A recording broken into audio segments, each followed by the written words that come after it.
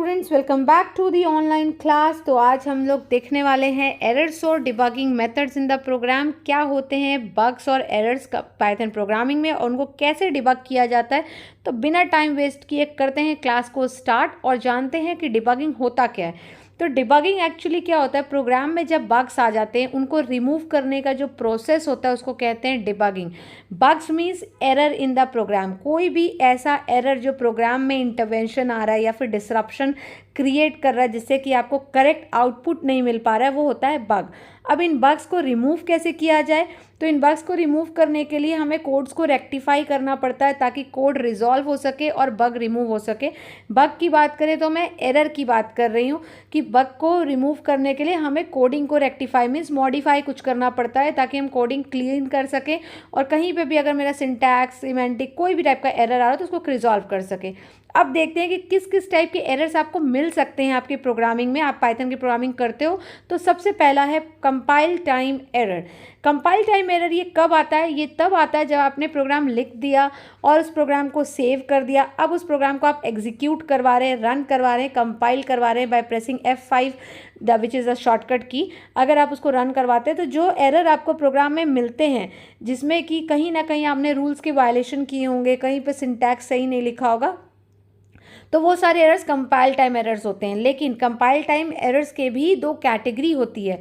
उसमें सबसे पहला कैटेगरी है सिंटैक्स एरर। इट मीन्स जैसा कि मैंने अभी आपको बताया कि आपने रूल्स फॉलो नहीं किया या ग्रामेटिकली कहीं कुछ गलत लिखा है, जो सिंटैक्स आपको बताया गया वो आपने गलत लिखा है, अगर उसको करेक्ट यूज़ नहीं किया तो वो होते हैं सिंटैक्स एरर। इसको मैं आपको एक एग्जाम्पल के थ्रू समझाती हूँ जिसमें कि आपको बहुत ईजिली क्लियर हो जाएगा कि किस तरीके से हमें ग्रामेटिकल रूल फॉलो करना चाहिए।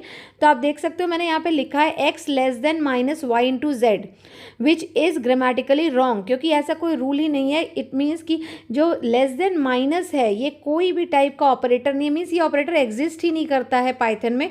तो जब एग्जिस्ट नहीं करता है तो हम इसको लिख नहीं सकते हैं, तो ये असाइनमेंट ऑपरेटर है ही नहीं। असाइनमेंट ऑपरेटर होता है इक्वल टू साइन। तो मैं x equal to Y into Z लिख सकती थी जो कि करेक्ट था, लेकिन मैंने नहीं लिखा, तो ये मुझे सिंटैक्स एरर मिलेगा जब मैं प्रोग्राम को कंपाइल करूँगी।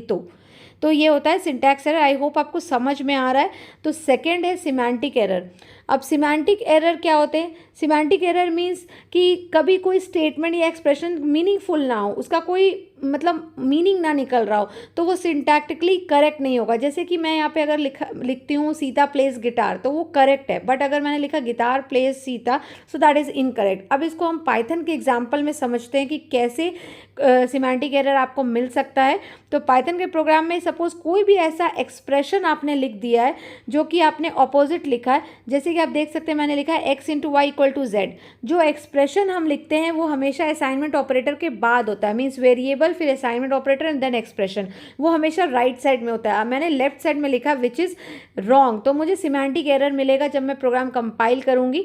और इसको मुझे अगर सही से लिखना है तो मैं लिखूँगी z equal to X into Y.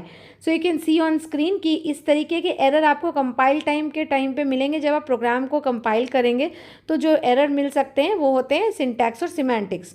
अब कुछ ऐसे एरर्स होते हैं जो लॉजिकल एरर्स होते हैं, विच मीन्स कि आपको पर्टिकुलरली सामने कोई एरर का टाइप नहीं दिखेगा, कोई एरर नहीं शो होगा, लेकिन आपको के प्रोग्राम में आप जो आउटपुट चाह रहे हो, whatever output you are expecting कि मैंने ये कोडिंग लिखी है तो मुझे ये आउटपुट मिलना चाहिए, वो आउटपुट आपको नहीं मिलेगा। वो ऐसा भी हो सकता है कि आउटपुट सही ना आए, इनकरेक्ट आए, या कभी ऐसा होता है कि आउटपुट आए ना, प्रोग्राम एग्जीक्यूट कर रहा है but no output is shown.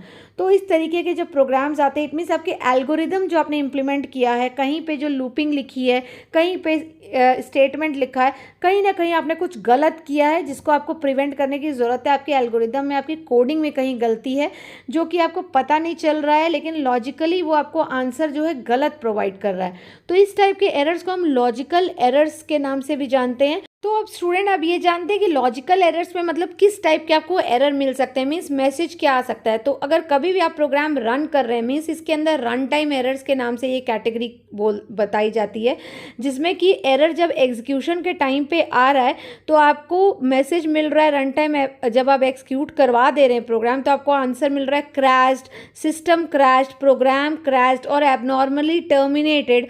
So these kind of message if you get, तो ये रन टाइम एरर्स होते हैं, लॉजिकल एरर्स होते हैं, जिसमें आपको करेक्ट आउटपुट कभी नहीं मिलेगा, हमेशा आउटपुट इनकरेक्ट होगा या कहीं प्रॉब्लम आके प्रोग्राम बंद हो जाएगा और आपको फिर से एग्जीक्यूट कराना पड़ेगा। तो कहीं ना कहीं आपका प्रोग्राम की कोडिंग में लॉजिकली कुछ इनकरेक्ट है, so you have to look for those. Now अब हमें सॉल्व करना सीखना है कि किस तरीके से हम इन लॉजिकल एरर्स को सॉल्व करते हैं। तो मिलते हैं नेक्स्ट वीडियो में, जिसमें मैं आपको बताऊंगी कि कैसे आप इन एरर को क्लीन कर सकते हैं।